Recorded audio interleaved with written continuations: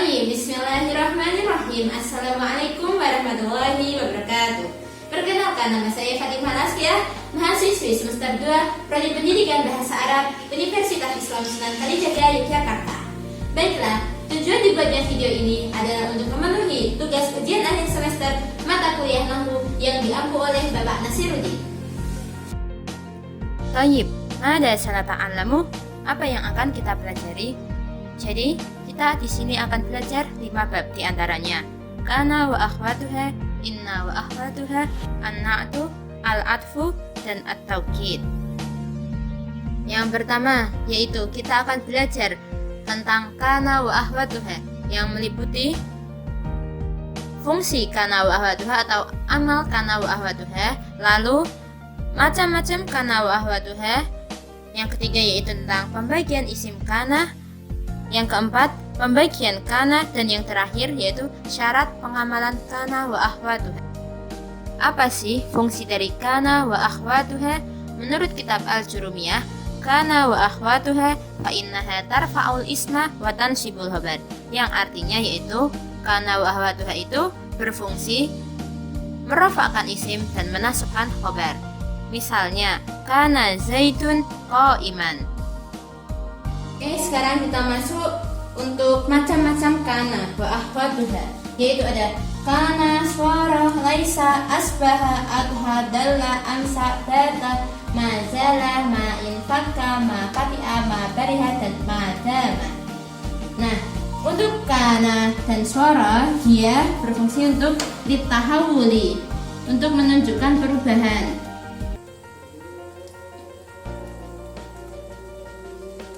Sedangkan laisa linnafi atau menunjukkan sesuatu yang tidak. Asbaha, adha, dalla, amsa, dan bata dia litaukid atau untuk menunjukkan waktu.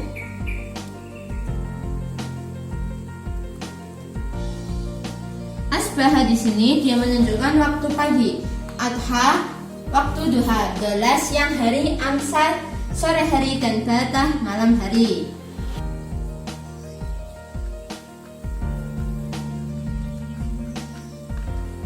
Sedangkan mazala, ma'in, fakka, ma fati'a, ma bariha, dan ma dama dia berfungsi untuk lil istimrar atau untuk menunjukkan sesuatu yang masih terus menerus gitu. Dalam Indonesia bisa dikatakan masih.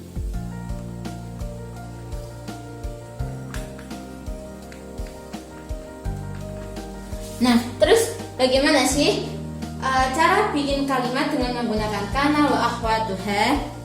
Nah, jadi kana wa akhwatuha sebelumnya itu kalau jumlah ismiyah dia hanya terdiri dari mubtada dan khabar. Misal, Ahmadun mahirun.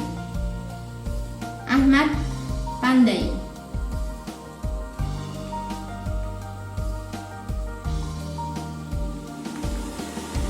Ahmad di sini dia sebagai mubtada.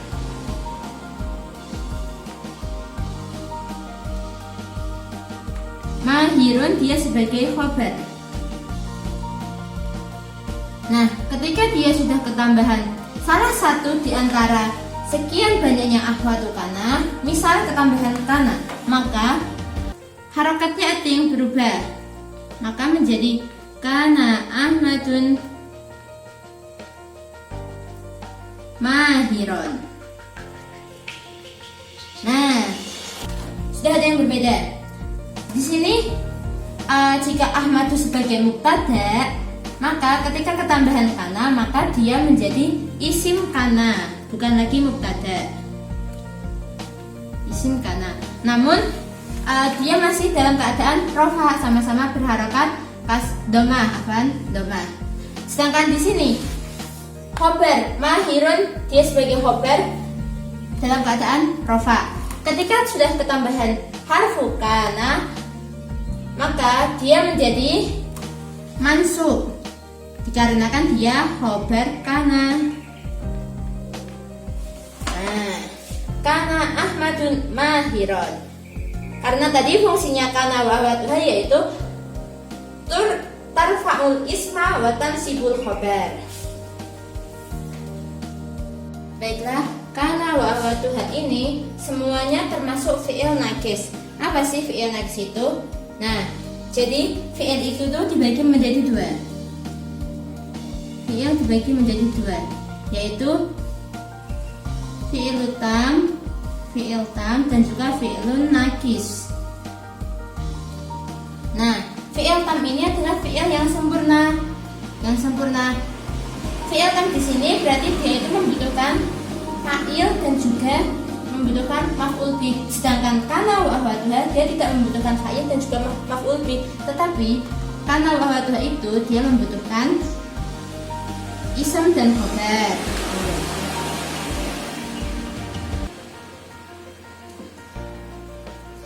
Jadi najis itu tidak akan ada artinya jika dia tidak mempunyai khobar. Sedangkan tam dia butuhnya fa'il dan juga maf'ul bih. Akan tetapi jika tam kita menyusun kalimat dengan fi'il tam hanya fi'il lalu fa'il, maka dia tetap mempunyai arti. Misal akala Ahmadu.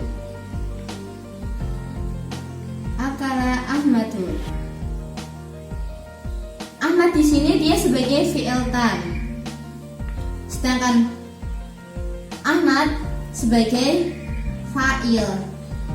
Nah, jika kita membuat kalimat hanya akala Ahmadu, maka ini mempunyai arti oh Ahmad makan. Nah, tetapi lebih sempurna jika menggunakan maf'ul bih. Namun hanya sampai fa'il juga tidak mengapa. Misal tambah maf'ul bih, akala Ahmad aruzza. Nah, ini dia maf'ul bih. Sedangkan yang kedua itu fi'il naqis. Fi'il naqis itu dia tidak akan sempurna jika tidak mempunyai khobar. Nah, kana wa akhwatuha misal seperti tadi. Kana Ahmadu mahiron.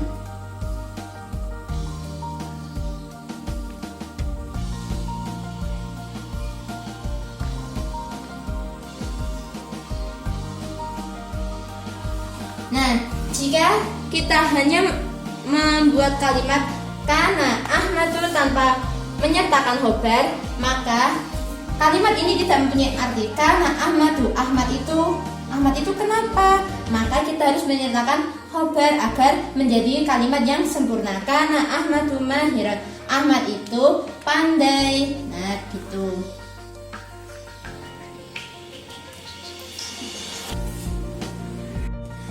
Nah, aksamu ismi kana wa akhwatiha terbagi menjadi tiga. Yang pertama, mala yatasarrafu bihalin, yaitu ismun kana itu kan fi'il naqis yang tidak dapat dibentuk dengan hal. Contohnya madama dan juga laisa. Nah, dia jika madama dan laisa ini digabungkan dengan kalimat apapun, maka dia tidak akan berubah bentuknya dan harus selalu didahului dengan yang madama ini dengan ma masdariyah. Ini ma masdariyah namanya. Lalu yang kedua yaitu ma yatasarrafu tasarrufan tamman, yaitu fi'il naqis yang terbentuk dengan sempurna. Tasarrufan tamman, terbentuk dengan sempurna. Contohnya apa aja? Akhwatu kana, suara, asbaha, adha, dalla, bata, dan amsa. Maksud dari tasarrufan taman terbentuk dengan sempurna itu bagaimana? Yaitu ketika dia bisa ditasrif misalnya dari madi menjadi mudhari dan juga menjadi amr. Misal dari fi'il kana, madi, dia madi kana, bisa ditasrif menjadi mudhari yakunu. Bisa ditasrif juga menjadi amr, yaitu kun. Nah, ketika dia yakunu, maka yakunu Ahmadu mahiron. Nah, seperti kana dalam keadaan madi. Dan yang ketiga yaitu tasarrufan naqison, yaitu dia tersusun dengan susunan yang naqis atau yang kurang. Jadi mazala, ma bariha, ma infaqa, ma fatiha ini dia tuh tersusun tapi naqis. Kenapa naqis? Karena dia hanya bisa madi dan mudhari kecuali amr. Amar tidak bisa. Jadi dia biasanya madi dan mudhari gitu. Dan selalu didahului oleh ini ma di sini sebagai nafi. Mazala, zala ini di sini dia berarti hilang, tapi karena ma tidak hilang berarti dia itu tuh masih. Nah begitu. Memasuki bab kedua yang akan kita pelajari setelah kana wa akhwatuha yaitu inna wa akhwatuha. Jadi di sini kita akan belajar tentang apa sih fungsi dari inna wa akhwatuha dan juga macam-macam dari inna wa akhwatuha serta faidahnya. Apa sih fungsi dari inna wa akhwatuha?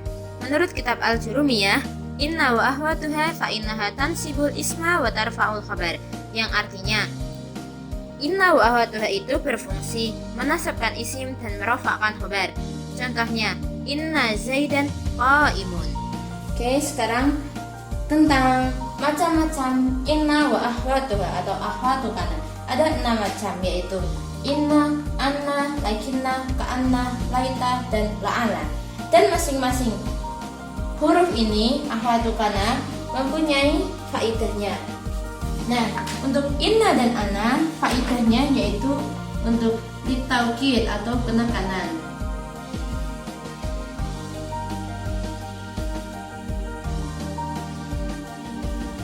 Contohnya, untuk yang inna, innal baita nadifun.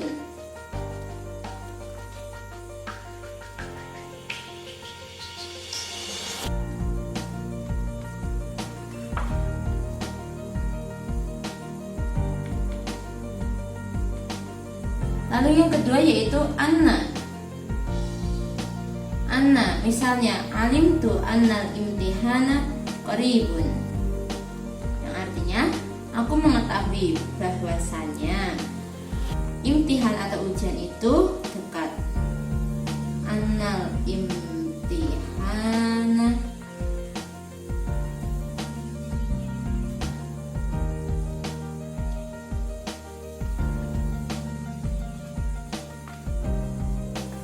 Nah, perbedaannya, inna ini berarti sesungguhnya dan dia di awal kalimat, sedangkan anna dia harus didahului dengan suatu kalimat, misal alimtu. Lalu lakinna, faedah dari lakinna yaitu lil istidrak atau untuk mempertentangkan. Lil istidrak. Contohnya, al-kitabu shahirun. Kitab itu, buku itu kecil. Al-kitabu shahirun. Lakinnahu, tetapi dia mufidun.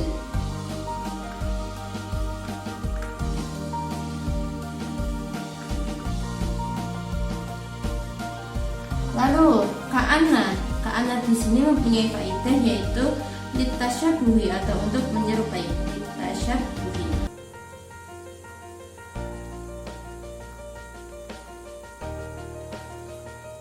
Contohnya,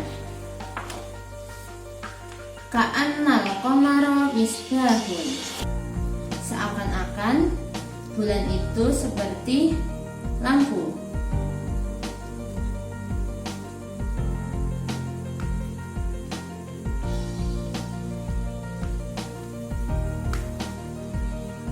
Lalu, laita mempunyai fungsi atau berfaedah sebagai litamani, untuk berangan-angan. Litamani. Contohnya, laital qamara tali'un. Seandainya bulan itu terbit. Laital qamara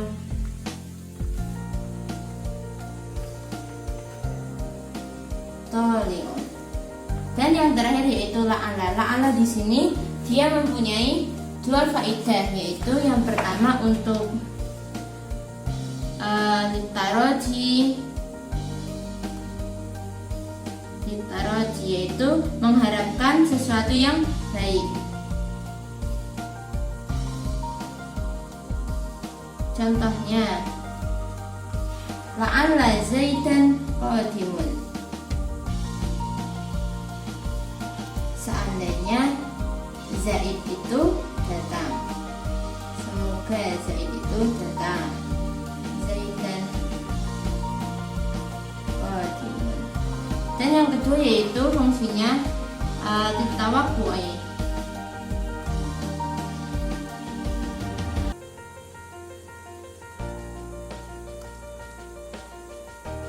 Contohnya, la'alla amran halikun.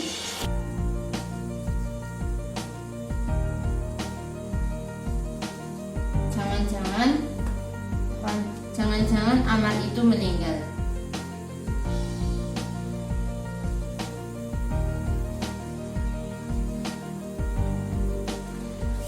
Nah, untuk susunannya seperti tadi, inna wa akhwatuha itu amalnya yaitu tansibul khobar wa tarfa'ul berbalik.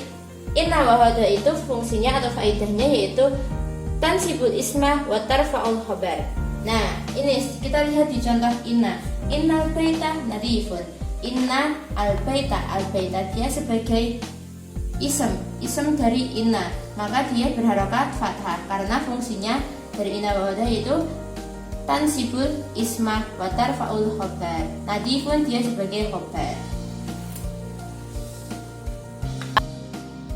Memasuki bab selanjutnya yaitu an-na'tu. Pada bab ini kita akan mempelajari tentang apa itu an-na'tu, yang kedua yaitu macam-macam na'at, dan yang terakhir ketentuan na'at. Pengertian an-na'tu menurut kitab Al-Jurumiyah adalah an-na'tu tabi'un lil man'ut fi raf'ihi wa nasbihi wa khafdihi wa ta'rifihi wa tankirihi. Jadi na'at adalah tabi yang mengikuti man'ut dalam rafa'nya, nasabnya, khafadnya, ma'rifat dan juga nakirahnya. Contohnya, qama zaidun al-aqilu, dia dalam keadaan marfu'. Yang kedua yaitu ra'aitu zaidan al-aqila, dalam keadaan mansub. Wa marartu bi zaidin al-aqili, dia dalam keadaan khafad. Nah, gimana sih al-ma'rifat itu? Ma'rifah itu yang gimana? Wal ma'rifatu khamsatu asya. Al-awwal al-ismu al-mudmar. Nah, isim mudmar itu yang gimana? Isim mudmar yaitu isim dhamir. Contohnya apa aja? Dari huwa, huma, hum, hiya, huma, hunna, anta, antuma, antum, anti, antuma, antunna, ana, nahnu. Nah, yang kedua yaitu ismul alam. Ismul alam yaitu isim tentang nama orang yang udah jelas, misalnya Ahmad, Fatimah. Nah, dan juga nama-nama tempat seperti misalnya nama kota Surabaya, Mekah, Jogja, Madinah. Nah, lalu yang ketiga yaitu ismul mubaham.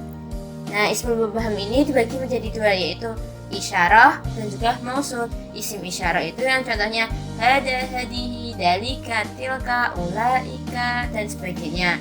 Lalu isim mausul yaitu alladhi, alladani, lalu allati, allatani, allati. Nah, seperti itu dan yang lainnya.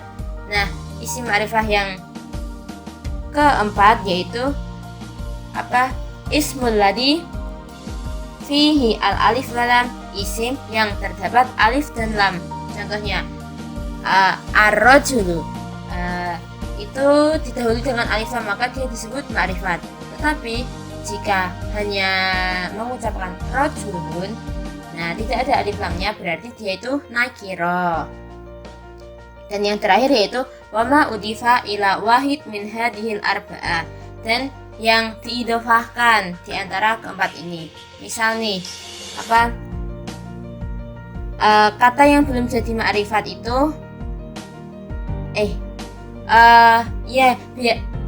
dia itu jika nakiroh dijadiin ma'rifat, diidofahkan. Misalnya nih,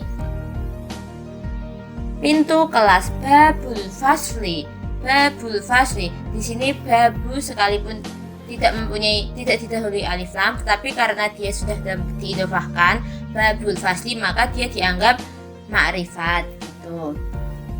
Nah, lalu yang nakirah, wa nakiratu kullu ismin sya'in fi jinsihi la yahtasu bihi wahidun duna akhar, yaitu setiap isim yang beredar berdasarkan jenisnya, tidak ada pengkhususan.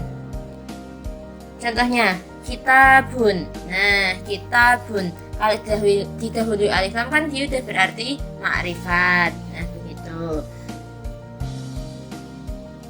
Nah, ini wa taqribuhu kullu ma salaha duhulul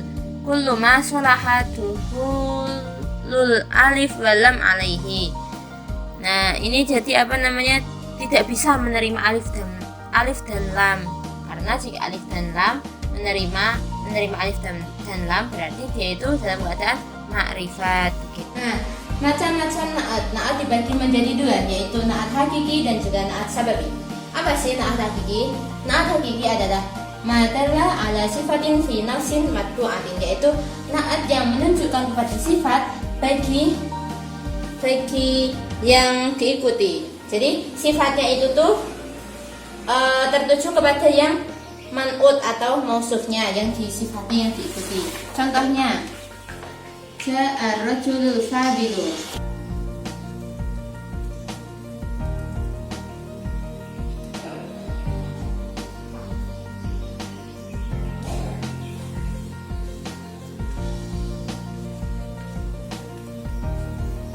Ja'a rajulul fadilu. Nah, madalla ala sifatin fi nafsin matbu'atin, menunjukkan sifat bagi yang diikuti atau disifati. Nah, di sini di dalam kata kalimat ja'a rajulul al-fadilu, mana sih naatnya? Nah, naat itu adalah naat itu sifat, berarti al-fadilu dia sebagai naat.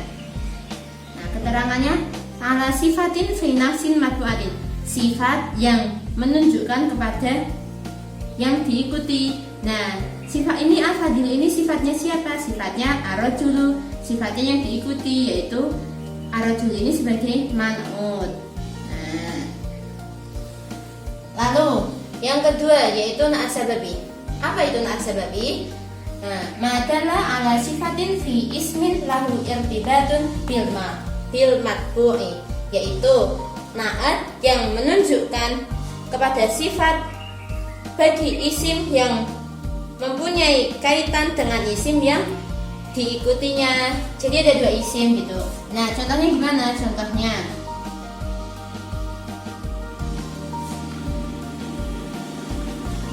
ja'a rajulul fadilu, ja'a rajulul fadilu ahuhu. Nah, ahuhu, ja'a rajulul fadilu ahuhu.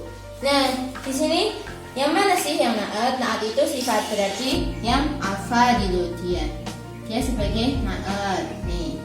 Tapi madara ala sifatin, udah ini sifatnya fi ismin lahu irtibat bil matbu, pada isim yang mempunyai kaitan dengan yang diikuti. Siapa? Yaitu ahuhu. Nah, ini isimnya, isim yang lahu irtibat bil matbu. Ahwatuhum. Nah, di sini rijal sama fadilah ini mufrad, ahwatuhum itu jamak. Lah, ini fadilah ini sifatnya ini sifat ini untuk ahwat ya, bukan untuk rijal, untuk ahwat. Lalu ini ahwat ini dalam keadaan jamak. Kenapa? Ini ahwat dalam keadaan jamak, tapi sifatnya itu boleh memakai ifrad begitu. Memasuki bab selanjutnya yaitu al-atfu. Di sini kita akan belajar tentang definisi atof, lalu huruf-huruf atof, dan yang terakhir macam-macam atof. Oke, untuk bab atof sendiri itu berarti kata sambung. Nah, apa sih huruf-huruf atof di dalam bahasa Arab? Nah, di dalam kitab Al-Jurumiyah telah disebutkan wa huruful atfi asyaratun. huruf ataf itu ada 10. Wahiyat diantaranya al-wawu, wal-fa'u, wa thumma, wa au, wa am, wa imma, wa bal, wala, walakin, wa hatta fi ba'dil mawadi'i. Nah, itu adalah contoh-contoh huruf ataf. Oke, sekarang kita memasuki bab al-atfu. Al-atfu di sini berarti kata sambung. Di dalam kata sambung ini ada tiga kata yang perlu kita ketahui, yaitu ada ataf, al-atfu, ada al-atfu atau kata sambung tersebut. Lalu ada juga yang namanya maktuf atau kata yang disambungkan. Berarti dia itu terletak setelah ataf. Ada maktuf. Lalu ada juga maktuf alaih.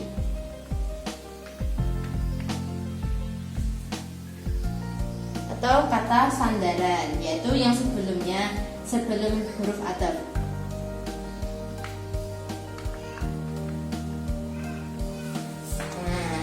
Misalnya, Ja'a Zaidun wa Ahmadu. Ja'a Zaidun wa Ahmadu. Ja'a Zaidun wa Ahmadu. Nah, yang mana yang ataf? Ataf adalah kata sambung, berarti wa, yang artinya dan. Telah datang Zaid, telah datang dan Ahmad. Nah, dari wa ini sebagai ataf. Lalu Zaid di sini sebagai maktuf alaih atau kata yang disandarkan.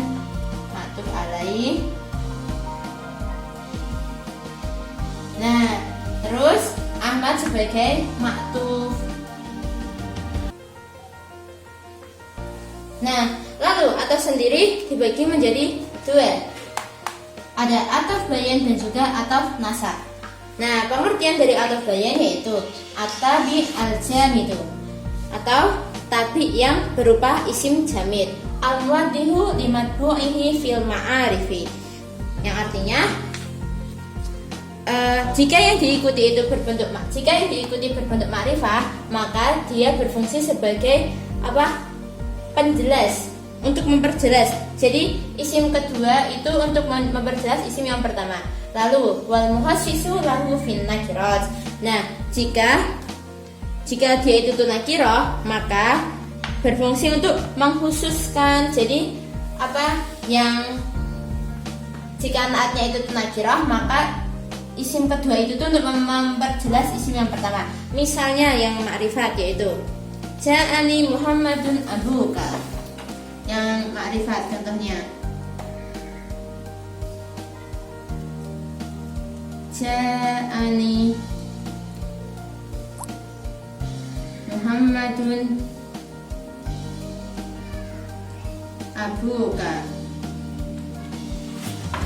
Nah, yang mana yang ataf? Nah, ataf bayan di sini abuka. Ya, ataf bayan. Dalam keadaan ma'rifat semua. Ini isim ma'rifat. Maka tadi sudah dijelaskan. Jika ma'rifat itu al-muwaddihu limatbu'ihi fil ma'arif. Ma'rifat itu untuk menjelaskan, ya, untuk menjelaskan yang diikuti. Maka ini abuka itu berfungsi untuk menjelaskan Muhammadun. Nah, lalu contoh yang nakirah. Nakirah yaitu dalam ayat Quran dijelaskan mimma in shadid. Mimma in shadidin. Nah, di sini terdapat dua isim nakirah. Shadid di sini dia sebagai ataf bayan. Yang berfungsi jika nakirah. Wal muhassisu lahu fin nakirah, untuk mengkhususkan kata atau isim sebelumnya. Maka ataf di sini berfungsi untuk mengkhususkan air di sini. Nah, lalu ataf yang kedua yaitu ataf nasab. Pengertiannya adalah at-tabi'ul ladzi yatawassatu bainahu wa baina matbu'ihi ahadul hurufil asra, yaitu tabi atau isim yang mengikuti antara dia dan antara matbu'nya di antara dengan huruf yang 10 itu. Jadi atfun nasakh ini ada 10 hurufnya. Nah, apa saja hurufnya? Yaitu di antaranya ada wawu, hurufnya yang pertama ada wawu, lalu ada fa, lalu ada summa, wawu, fa, summa. Terus yang keempat ada au, yang kelima ada am,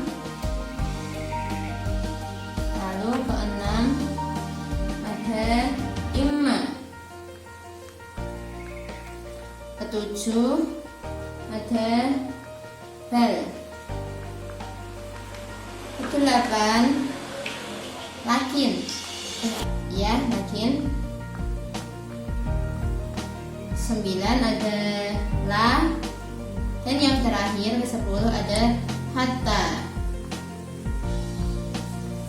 Nah, di sini misal bikin kalimat dari menggunakan atfun nasakh wawu, berarti contohnya seperti ini.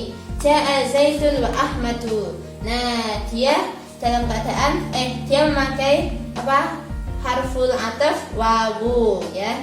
Nah, terus ini yang perlu diperhatikan dari ataf ini yaitu kalau ataf itu tidak wajib sama dari segi i'rabnya, wajib sama dari segi i'rab. Wajib sama dari segi i'rab. Wajib sama ya i'rabnya. Jadi, misal Ja'a Zaidun wa Ahmadu. Nah, di sini dia dalam keadaan marfu, Zaid marfu, Ahmad juga marfu gitu. Nah, tapi kalau misalnya mau dimix antara mudzakkar ataupun muannas itu boleh, misalnya ra'aitu Fatimata wa Ahmada. Tuh. Nah, Fatimah itu dia perempuan tapi dia dalam keadaan nasab. Ahmad itu laki-laki tapi dia dalam keadaan nasab, maka yang wajib sama yaitu i'rabnya. Nah, gitu.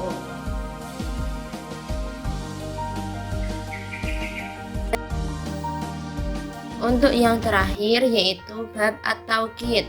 Nah, pada bab ini kita akan membahas tentang definisi taukid, lalu huruf-huruf taukid dan juga macam-macam taukid.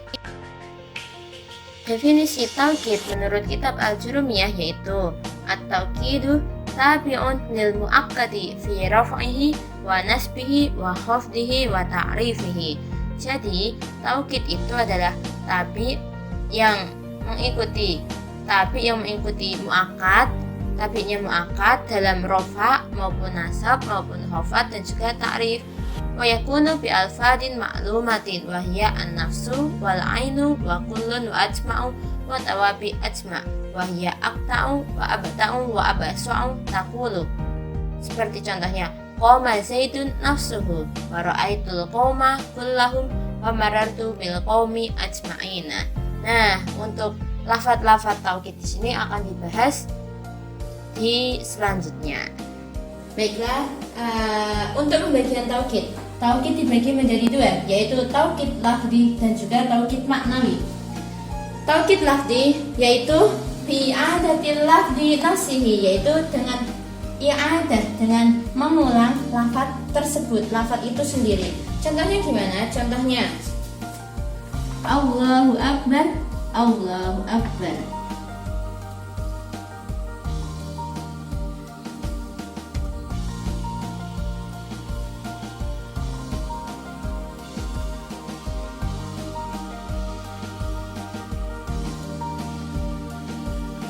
Nah, di sini diulang-ulang Allahu Akbar.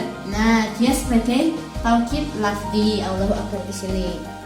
Contoh lainnya, baca Rabbuka wal malaku shaffa shaffa, wal malaku shaffa shaffa.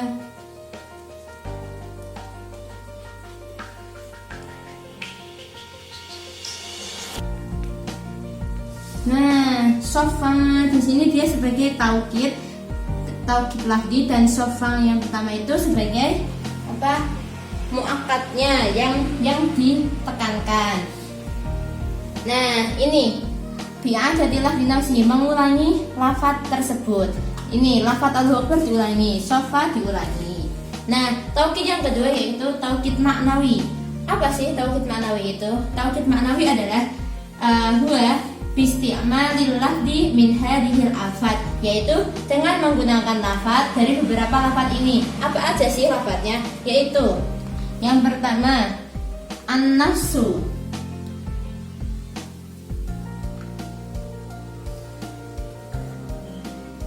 an-nafsu. Yang kedua ainun, al-ainu,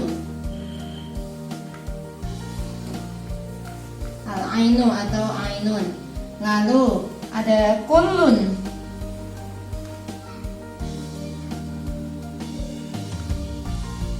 ada juga ajma'un.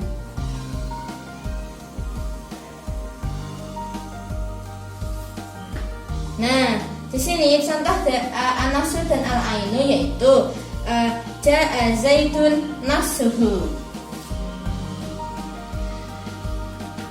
ja'a zaitun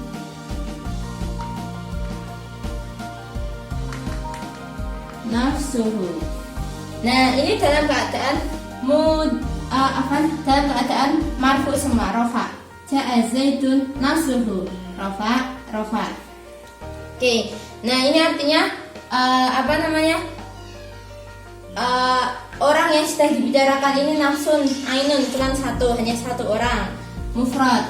Ainun juga begitu. Misalnya ja'a zaitun ainuhu.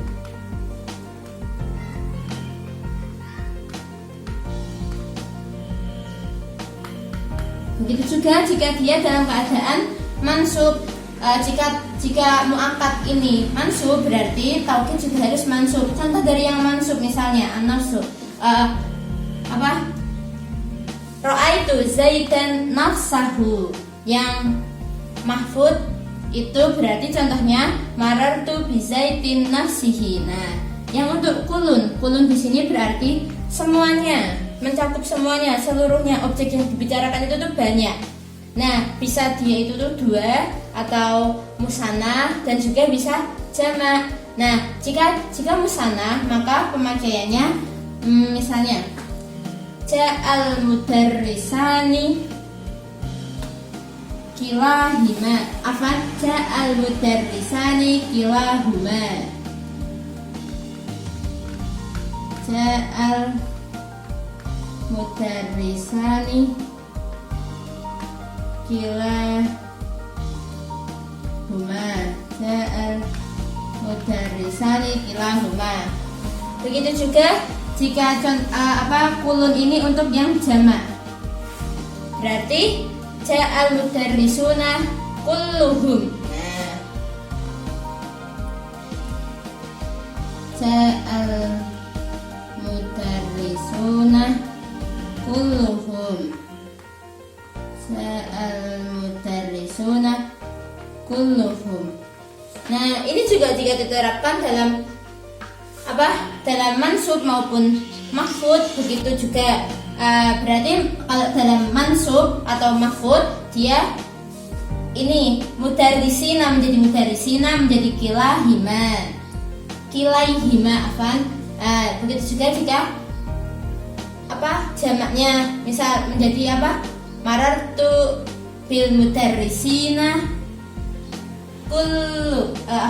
kullihim. Nah, terus yang untuk ajma contohnya, contoh dari ajma yaitu wa ala alihi wa sahbihi ajma'in. Nah,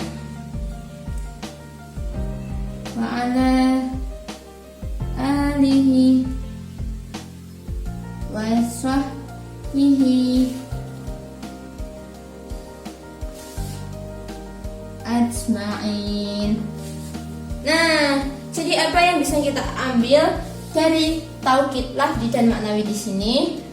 Untuk taukid maknawi, maka kaidahnya apa? Kaidahnya jika muakkadnya itu jika muakkadnya itu marfu, maka taukidnya harus marfu. Jika muakkadnya mansub, maka taukidnya harus mansub. Jika muakkadnya mahfud, maka taukidnya juga harus mahfud. Nah, berarti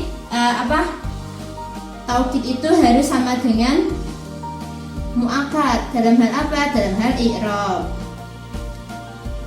Muakkad dalam hal i'rab. Nah, untuk yang taukid maknawi, setelah huruf-huruf tersebut, huruf-huruf ini 4 ini, an-nafsu, al-ainu, kullun, ajma. Nah, setelah ini, setelah kata ini, setelah kata an-nafsu, al-ainu, kullun, ajma'u, itu harus bersambung dengan dhamir kecuali ajma'u. Jadi untuk an-nafsu, al-ainu, dan kullun itu harus bersambung dengan dhamir. Misalnya ini, ja'a zaitun nafsuhu, hu di sini dia sebagai dhamir. Ja'a zaitun ainuhu, hu sebagai dhamir. Ja'a mudarrisani kilahuma sebagai dhamir. Kulluhum al-mudarrisuna kulluhum. Kecuali untuk ajma'u, dia tidak memakai dhamir, begitu. Untuk referensi dari video ini, maka saya mengambil dari beberapa kitab, di antaranya yaitu yang pertama ada Matan al-Ajmiyah yang merupakan karya dari Al-Ah Al-Fadil Abu Abdin Nafi Khairul Umam Al-Batawi dengan jumlah halaman 29 halaman.